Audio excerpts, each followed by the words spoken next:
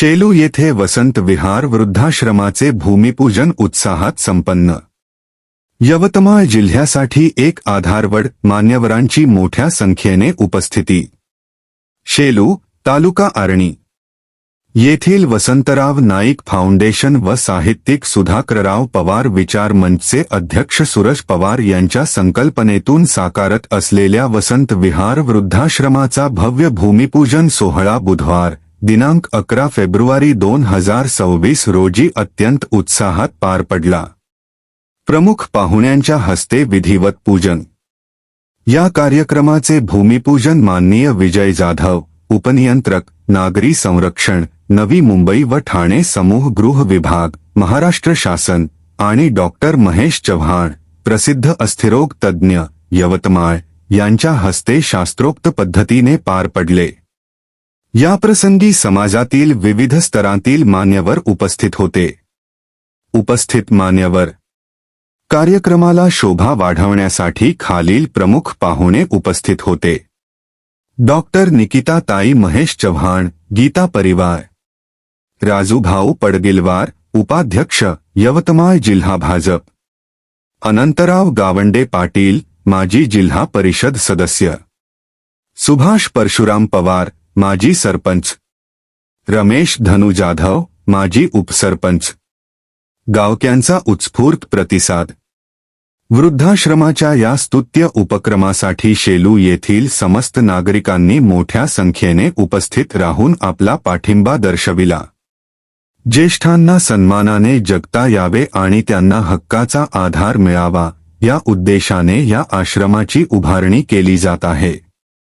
कार्यक्रमाचे आयोजन व नियोजन अध्यक्ष सूरज पवार यांनी केले असून या प्रकल्पामुळे जिल्ह्याच्या सामाजिक कार्यात एक मानाचा तुरा रोवला गेला असल्याची भावना व्यक्त होत आहे।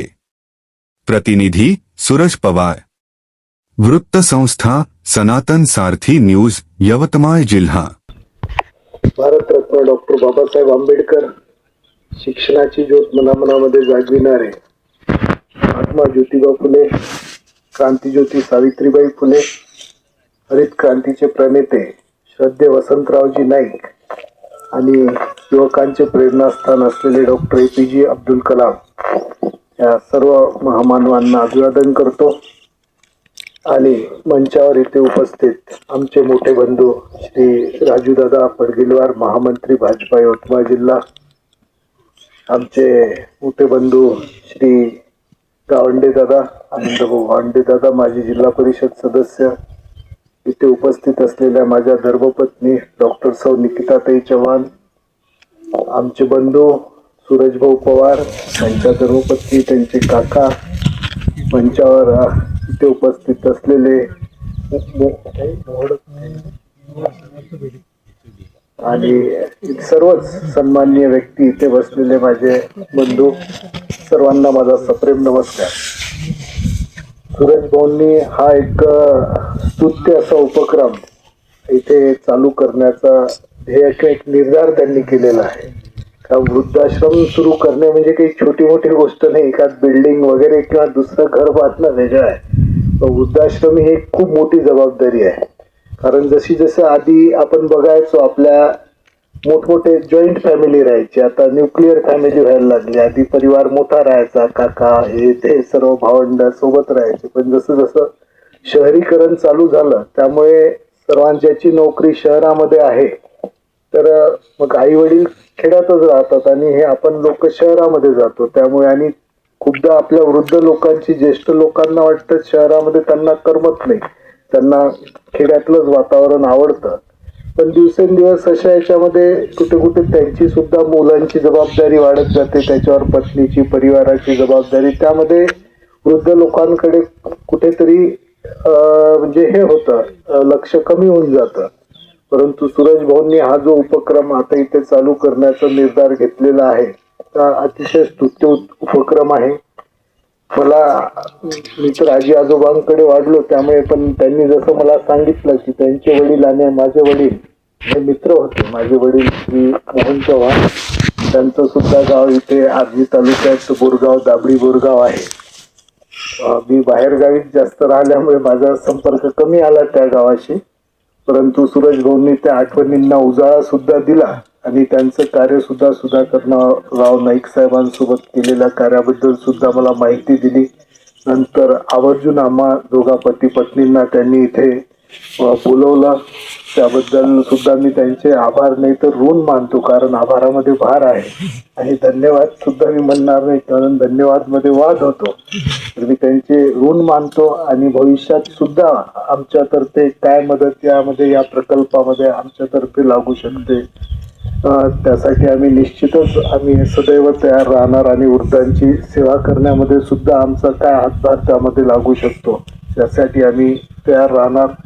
या प्रसंगी इथे 2 शब्द बोलण्याची मला संधी दिली यासाठी सुद्धा मी आपले ऋण मानतो आणि तात्पुरता इथे थांबतो. जय हिंद, जय महाराष्ट्र.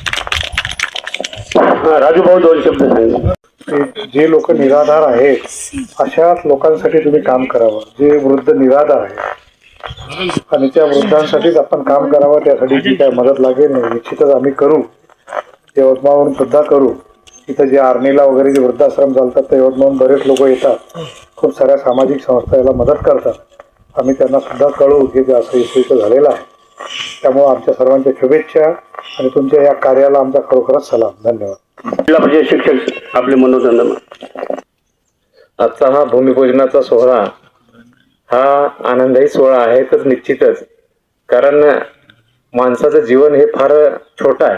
आपल्याला वाटते की 60-70 वर्ष आयुष्य आहे, परंतु 60-70 वर्ष नाही, आपली पृथ्वी तयार झाली त्यापासून कोट्यावधी वर्ष निघून गेले आणि त्यामध्ये 60-70 वर्षाचा कालावधी फार अत्यल्प आहे.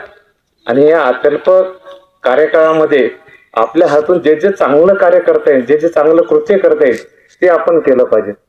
ते कशाच्या संदर्भात असो, परंतु सूरज भाऊच्या मनात जो विचार आलेला आहे ते वृद्ध तुमचं यापुढेही याच्यापेक्षाही जास्त झालं पाहिजे अशी या क्षणी शुभेच्छा देतो.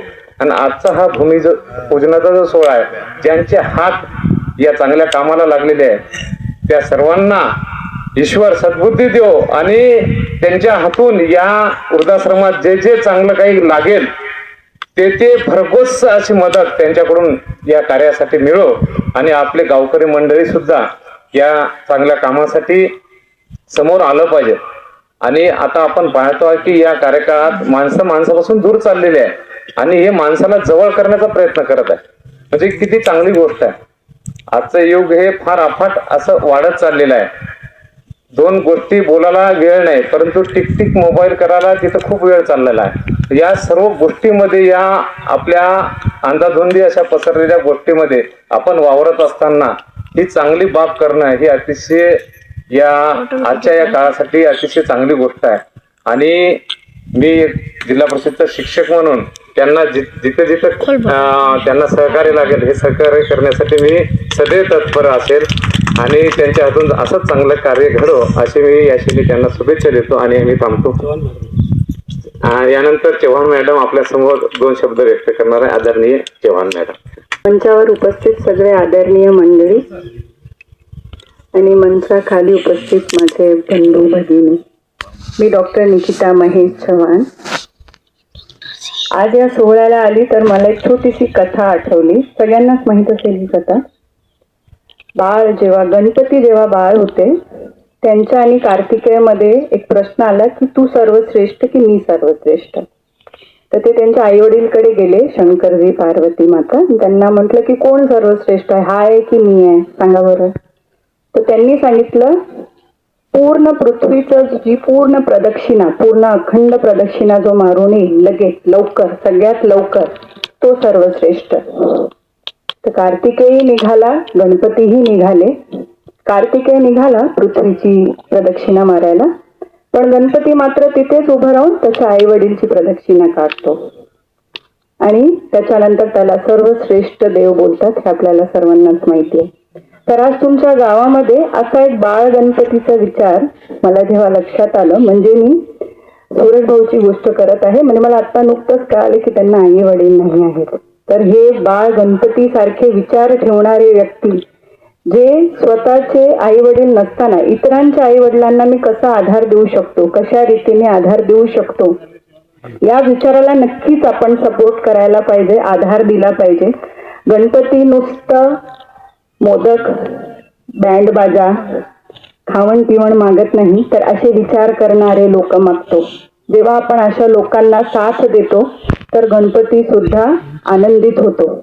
तर कोणत्याही कामाची सुरुवात ही गणपतीपासून असते, तर आपण अशा विचारांना साथ दिली पाहिजे. तर मी माझ्याकडून सुद्धा जे सेवा मला देता येईल या वृद्धाश्रमला, आरोग्याविषयी जे सेवा देता येईल ती नक्कीच निश्चिंतच करेल.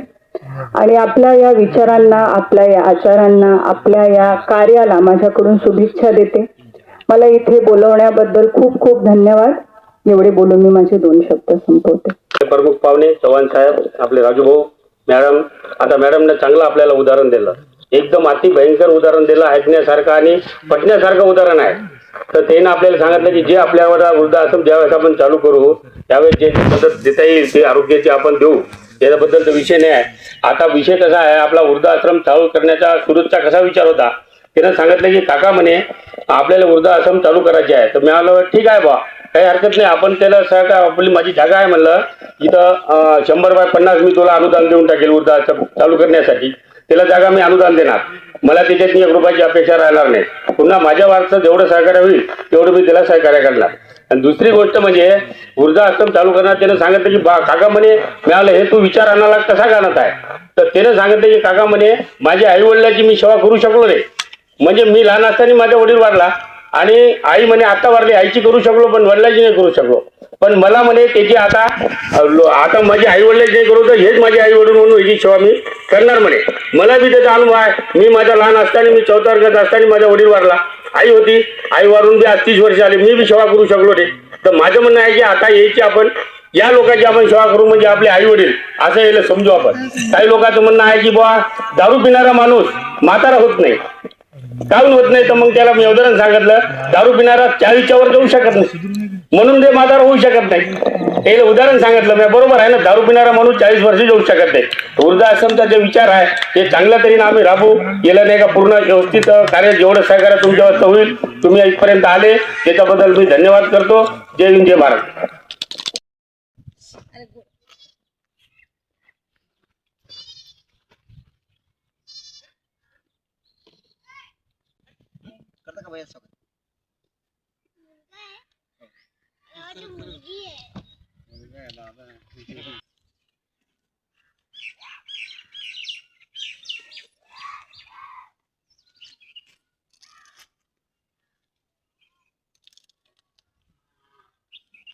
हम रोज गाँव जाते हैं।